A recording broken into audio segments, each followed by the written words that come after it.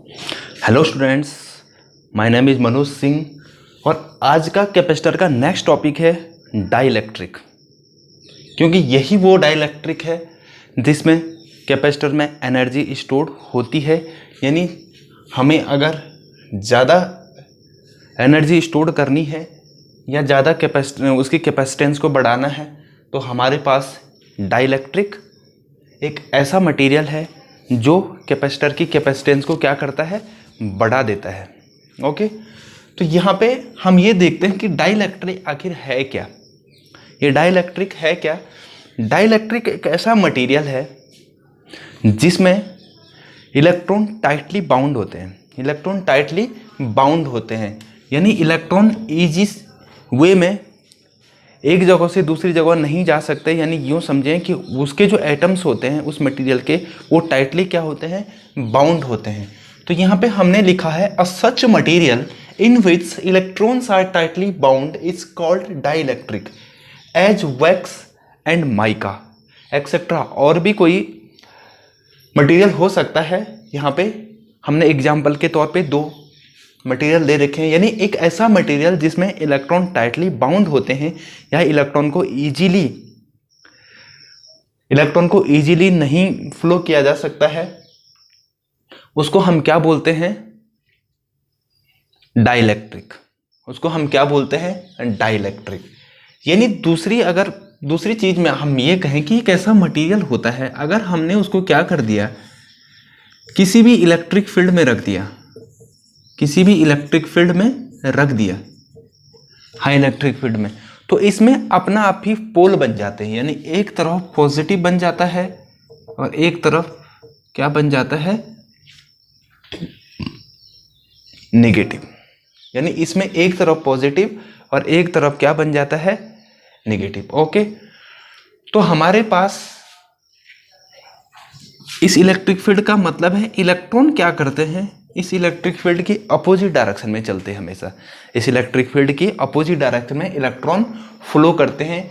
यदि कोई मटेरियल हम इलेक्ट्रिक फील्ड में रख दें तो एक ऐसा मटेरियल है जिसमें इलेक्ट्रॉन टाइटली बाउंड होते हैं और उसमें जैसे ही उसको इलेक्ट्रिक फील्ड में रखते हैं उसमें जो इलेक्ट्रॉन है वो अपोजिट इलेक्ट्रिक फील्ड की अपोजिट डायरेक्शन में फ्लो होना शुरू कर देते हैं। ओके, अगर हम यहाँ पे एक बैटरी का केस लें तो बैटरी के केस में क्या होता है कि हम किसी भी रेजिस्टेंस को जोड़ते हैं तो हमारे पास यहाँ पे इलेक्ट्रिक फील्ड की डायरेक्शन तो ऐसे होती, हाई से लो की तरफ।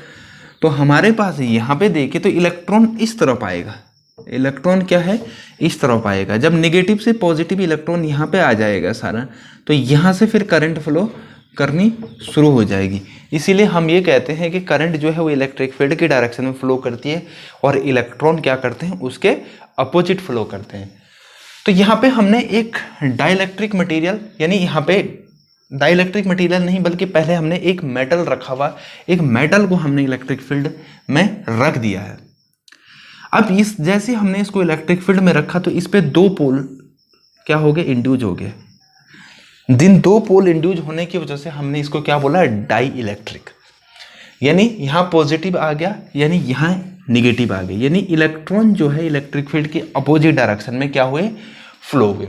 ठीक है, अब यहाँ पे अगर देखें तो एक मेटल है, इस मेटल के अंदर जो सिचुएशन इलेक्ट्रिक फील्ड की होती है वो क्या है, वो ये है कि नेट इलेक्ट्रिक फील्ड यानी टोटल इलेक्ट्रिक फील्ड ई, या एक्सटर्नल इलेक्ट्रिक फील्ड आप इसको कह सकते हैं, ई नॉट है, और इंड्यूस्ड यानी उसके अपोजिट। तो ई नेट क्या होगा, E induced E naught minus E induced, यानी इन दोनों के डिफरेंस को हम ई नेट बोलेंगे।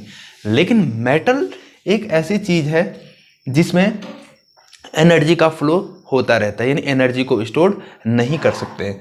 तो यहाँ पे जो ई नेट है वो क्या है, जीरो है। जैसे ही ई नेट जीरो हुआ यानी ई नॉट ई इंड्यूस्ड के बराबर होगा, यानी जितना इलेक्ट्रिक फील्ड बाहर होगा उतना ही इलेक्ट्रिक फील्ड क्या होगा, अंदर होगा। ओके, इसलिए हम इसे एनर्जी स्टोर करने में यूज नहीं कर सकते हैं। अब दूसरा है, यहाँ पे एक कैपेसिटर प्लेट जो हमने कैपेसिटर के बारे में पढ़ाया था, उसके अंदर हमने एक ऐसा मटेरियल रख दिया है जिसका डाइलेक्ट्रिक कांस्टेंट K है। जैसे ही हमने इसको यहाँ पे रखा तो हुआ क्या कि यहाँ पे surface charge density plus sigma और यहाँ पे minus sigma. Surface charge density मैं आपको बता चुका हूँ, charge per unit area is called surface charge density. क्योंकि हमने जब कैपेसिटर या इलेक्ट्रिक फील्ड पढ़ाया था उसमें हमने बोला था सिग्मा अपॉन एप्सिलॉन नॉट, या सिग्मा को क्या बोलते हैं, Q upon A epsilon not. तो किसी भी दो मेटल प्लेट के अंदर यानी कैपेसिटर के अंदर जो बीच में मिड में जो इलेक्ट्रिक फील्ड होता था वो इतना ही होता था।